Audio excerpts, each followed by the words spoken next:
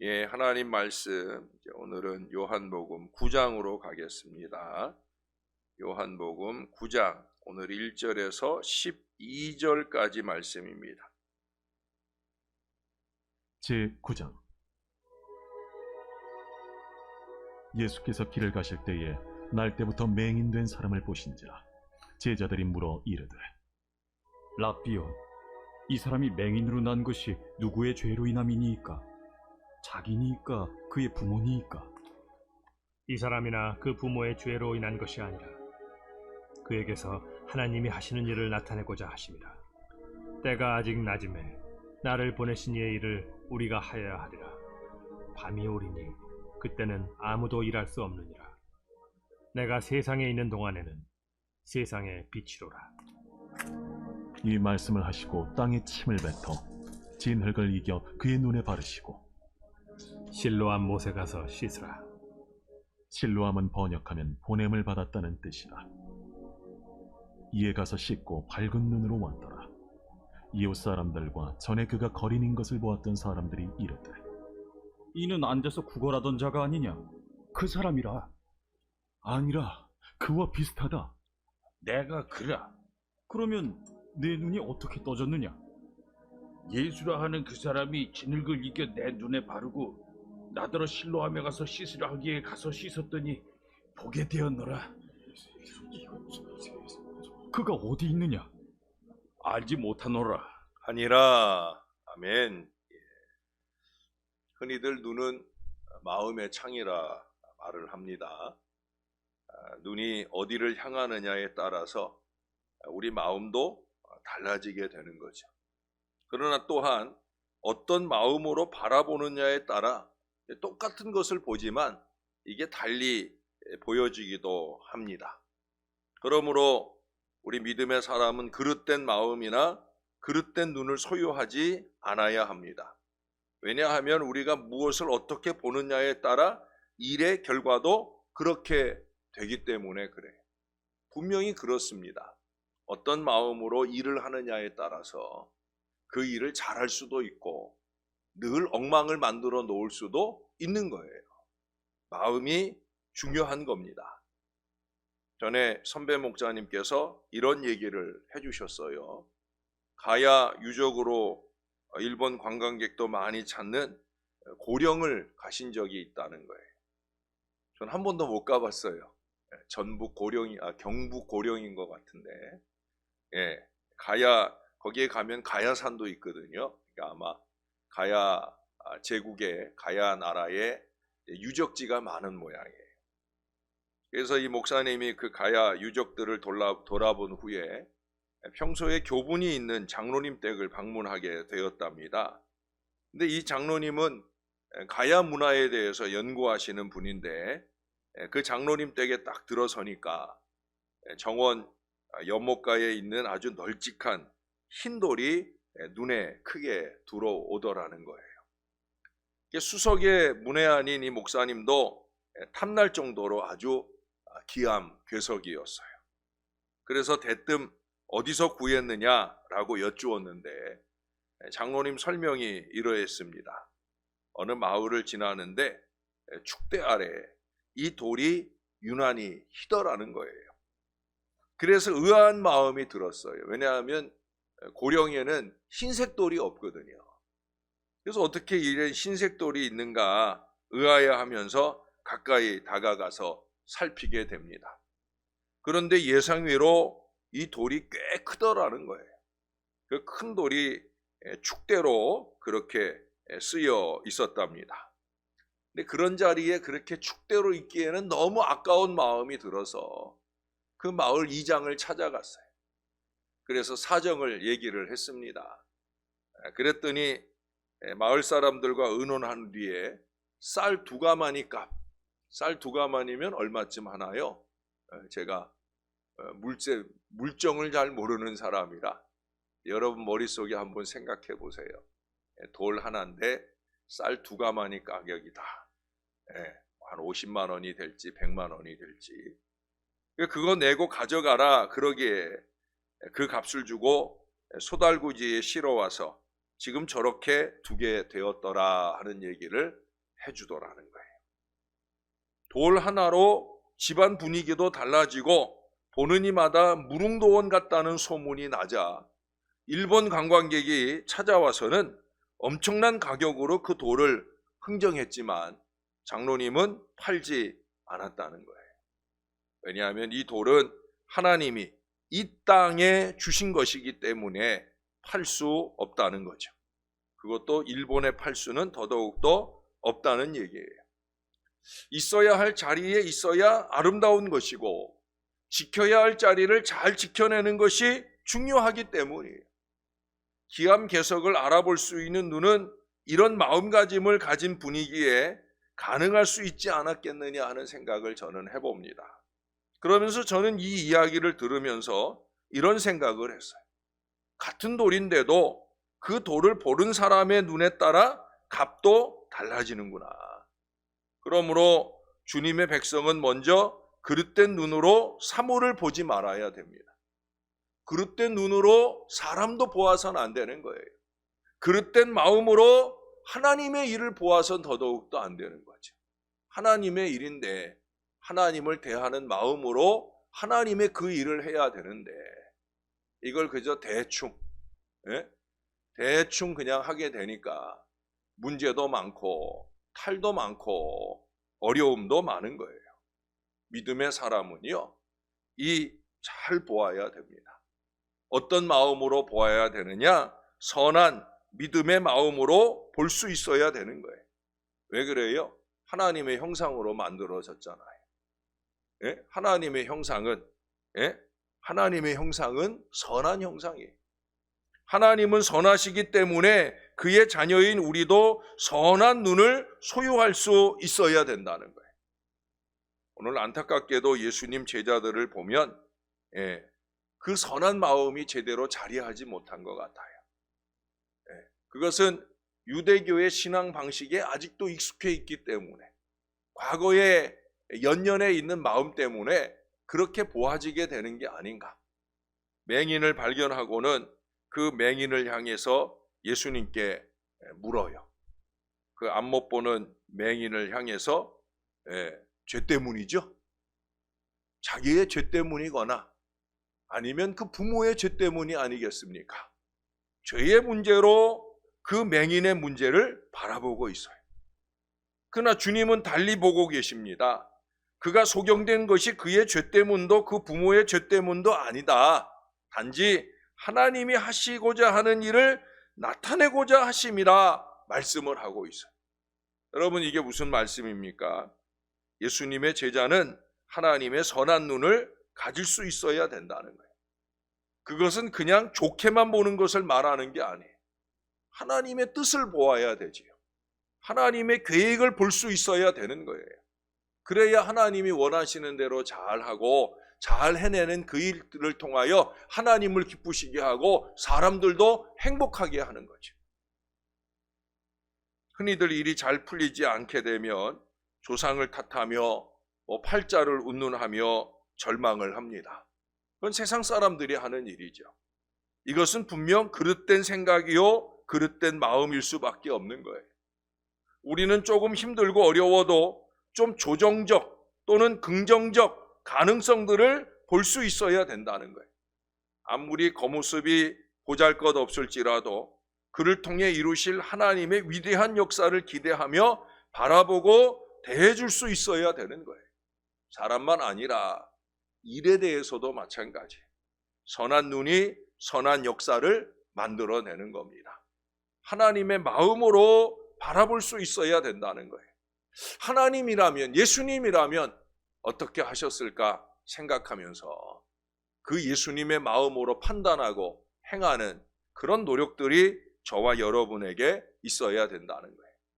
또한 오늘의 본문에서 중요한 것은 믿음의 사람은 전적으로 순종하는 자세를 가져야 된다는 거예요.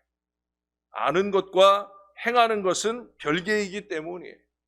잘 알아도 행치 않는다고 하면 이는 모래 위에 세운 집과 다를 바가 없는 거죠. 얼마 전 통계에 따르면요, 의사 선생님들이 오히려 건강하지 못하다는 그런 통계가 나왔어요. 왜 그러느냐? 환자들에게는 정기검진해라, 운동해라 이런 말씀들을 하시지만 정작 의사들은 너무 바쁘시다 보니까 이런 것들을 소홀하게 여기기 때문에 오히려 자신들이 더 건강하지 못하더라 하는 거예요. 저는 그 내용들을 읽으면서 그건 목회자들도 다르지 않겠다라는 생각을 했어요. 송구한 말씀이지만 교인들에게는 말씀과 기도로 거룩해지자 말하지만 설교를 때우기 위해서 말씀을 볼 뿐이지 정말 자기를 위한 말씀 묵상이나 기도 생활이 없는 사람들이 많더라는 거예요. 그냥 직장인과 다를 바 없는 그런 교회 생활을 하고 있는 목회자들이 오늘날 너무나 많다는 거예요. 하나님의 뜻을 생각하거나 하나님의 교회를 위하는 마음이 요만큼도 없는 그냥 직장인이에요. 돈 벌어먹고 살기 위해 그저 교회를 섬기는 그런 안타까운 사람들이 많더라는 거예요. 그건 아니죠. 여러분, 오늘 본문에 나오는 이 소경은 보세요. 예수님 따르는 제자들이 갖지 못하는 아주 중요한 태도가 있어요. 그게 뭐예요? 전적인 순종이에요. 순종도 중요하지만 전적이냐 아니냐 하는 게 중요한 거예요. 여기까지는 제가 하나님 말씀대로 하겠습니다마는 여기는 그냥 내 맘대로 할게요. 이거는 순종이 아니에요. 순종은 전체가 다, 전체가 다 순종해야 되는 거예요. 이 맹인을 보세요. 예수님이 그것도 진흙에 예수님이 침을 뱉어가지고, 물론 그 사람은 못 받겠지만 그 사람은 맹인이라 다행이었는지도 모르죠. 근데 예수님이 침을 뱉어가지고, 근데 혹시라도 예수님이 소리를 내지 않았겠어요? 침을 뱉어가지고 진흙을 만들어서 그래서 눈에 발라요. 얼마나 더러운 일이에요. 근데 아무 말도 안 해. 가만히 있어요. 이제 예수님께서 실로암 못에 가서 씻으라 라고 말하자 그는 요만큼의 의심도 물음도 없이 그저 순종만 합니다. 왜 그래야 됩니까? 왜 가야 됩니까? 나를 좀 데려다 주시죠. 이런 거 안 해요. 그냥 가라 하니까 가는 거예요. 누구 말씀이니까? 예수님 말씀이니까. 내가 순종해야 할 그 대상이 내게 주시는 말씀을 믿고 따라가는 거예요. 왜 그래요? 그게 자기를 위한 말씀인 줄 아니까. 치료를 위한, 눈을 뜨게 하시기 위한 일이다 믿으니까. 그저 예수님 믿고 따라가는 거예요. 그러므로 그는 하나님의 은혜를 그 순종하는 믿음 속에서 체험을 하게 됩니다. 제가 자주 요한복음 3장 16절과 3장 36절을 비교해서 여러분들에게 말씀드린 적이 있죠. 순종은 믿음의 다른 이름이다. 사람들이 믿음 있다 하면서도 순종을 무시하는 경우가 많아요. 믿음 없는 거예요. 여러분, 그건 제 얘기가 아니에요. 우리 다시 한 번만 살펴볼까요? 3장으로 가보십시다.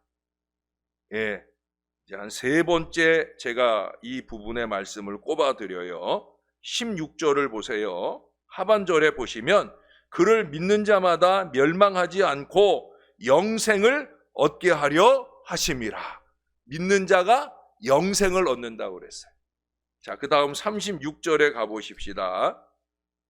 아들을 믿는 자에게는 영생이 있고, 똑같은 얘기를 하죠. 자, 그 다음 얘기를 보세요. 아들에게 순종하지 아니하는 자는 영생을 보지 못하고 도리어 하나님의 진노가 그 위에 머물러 있느니라. 순종을 믿음을 다른 말로 표현했어요. 순종하지 아니하면이라고. 믿음의 반대말은 순종하지 않는 것이다. 믿음의 같은 말은 순종이다. 누구 얘기예요, 이게? 예수님 하신 말씀이에요. 김명준 목사 얘기가 아니라 예수님이 그렇게 평가를 하시더라는 거예요. 여러분, 순종 믿음이 어떤 믿음이에요? 순종의 길 끝에는 눈부신 세상이 있어요. 축복의 미래가 있어요. 자기를 위한 미래만 아니라 그 다음의 말씀들에 보면은 이 눈을 뜨게 된 소경을 통해 또 많은 예수님의 가르침이 쏟아집니다. 다른 사람들에게도 유익이 있는 거예요. 우리가 이것을 잊지 말아야 됩니다. 하나님의 선한 미래를 바라보는 눈은 그렇게 순종을 통해서 활짝 열려지게 되는 거예요. 눈 앞만 바라보고 가다가 엎어지는 인생이 아니라 하나님이 보게 하시는 그 미래를 보는 선한 눈, 선한 마음으로 살아서 말씀만 하세요. 주의 종이 따르겠습니다. 저나 여러분이 항상 주님 앞에, 말씀 앞에 이 마음으로 행하여 우리 하나님께도 영광이 되고 저와 여러분에게도 축복의 미래가 활짝 열리는 건강한 신앙 인생들이 다 되시기를 우리의 구주 되시는 예수님의 이름으로 간절히 축원합니다. 기도하겠습니다. 실로암은 번역하면 보냄을 받았다는 뜻이라. 주님, 그렇게 우리가 늘 보냄을 받습니다. 예배하라고 보냄을 받습니다. 그러면 예배 잘하게 하옵소서. 찬송하라고 찬송하는 그 자리에 보냄을 받으면 찬송을 좀 열심히 할 수 있게 해 주옵소서. 기도하라고 보냄을 받으면 순종하고 무릎 꿇어 뜨겁게 기도할 수 있게 도와 주시옵소서. 엘리야는 그 간절한 마음의 표현을 그 머리를 무릎 사이에 넣고까지 매달려 기도했다고 하는데, 하나님, 우리는 정말 하나님의 은혜를 바란다 하면서 하나님의 성령으로 충만해지기를 소원한다고 하면서 두 다리 쭉 뻗은 채 참으로 간절한 마음이 조금 더 느껴지지 않는 어리석은 모습으로 기도 행활을 하고 있는 건 아닌지요. 너무나 나태하고 게을러서 하나님의 은혜를 맛보지 못한 채 늘 그렇게 세월을 허송하고 있는 건 아닌지요. 하나님, 우리들에게도 보냄받은 사명에 맞게 잘 쓰임받는 하나님의 사람들이 되게 하여 주시옵소서. 실로암은 보냄을 받은 자리만 아니라 이 맹인에게는 하나님의 기적적인 역사를 경험하는 자리였던 걸 잊지 말게 도와주시고, 우리도 보냄받은 그 자리, 세움받은 그 자리에서 우리 주님의 뜻에 온전히 순종하면서 어떤 어려움과 괴로움이 있어도 하나님의 마음을 가지고 하나님의 일을 믿음으로 순종하여 행하여 우리 하나님께 영광이 될 뿐 아니라 우리의 앞날의 축복의 미래가 활짝 열리는 건강한 신앙 인생들이 되게 하여 주시옵소서. 오늘날 많은 사람들이 하나님 말씀을 무시하고 살아갑니다. 사람의 말은 잘 따릅니다. 너무나 어이없는 마귀적인 요청도 따라서 행할 때를 봅니다. 그러나 하나님의 뜻은 무시하고 살려 합니다. 하나님의 말씀을 안 들은 채 살려고 합니다. 하나님, 이 믿음의 새벽을 깨우는 이 하나님의 사람들이, 이 주님의 참 제자들이 하나님의 말씀을 깨달아 알게 도와주시고, 말씀하옵소서, 주의 종이 행하겠나이다, 이 믿음으로 아는 바를 행하는 건강한 신앙 인생들이 다 되게 도와주시옵소서. 오늘 청소년부가 수련회를 갑니다. 하루 일정 짧은 시간인데 하나님, 기도하는 시간이 되게 하옵소서. 말씀을 받는 시간이 되게 하옵소서. 마음의 감동을 받는 시간이 되게 하옵소서. 이 아이들의 평생 신앙에 새겨질 만한 은혜의 하루로 잘 지날 수 있도록 그저 나들이 갔다 오는 것이 아니라 수련회가 되게 하시고 하늘의 은혜를 깨닫고 그 은혜에 합당하도록 잘 자라가는 우리 아이들이 꼭 되도록 주님께서 축복해 주시옵소서. 이 청소년부의 부흥을 사명처럼 여기는 우리 교사들을 통해 능력 있는 주의 은혜가 넘치는 하루가 될 수 있도록 가고 오는 모든 걸음을 주님이 은혜로 지켜 주시옵소서. 이 새벽 아침에도 간절한 기도 제목을 가지고 주 앞에 나온 자녀들, 주님 꼭 붙들어 주시고 하늘의 큰 은혜가, 기적의 큰 미래가 그 앞날에 활짝 열리도록 역사를 더하여 주시옵소서. 감사드립니다. 예수님의 이름으로 기도합니다. 아멘.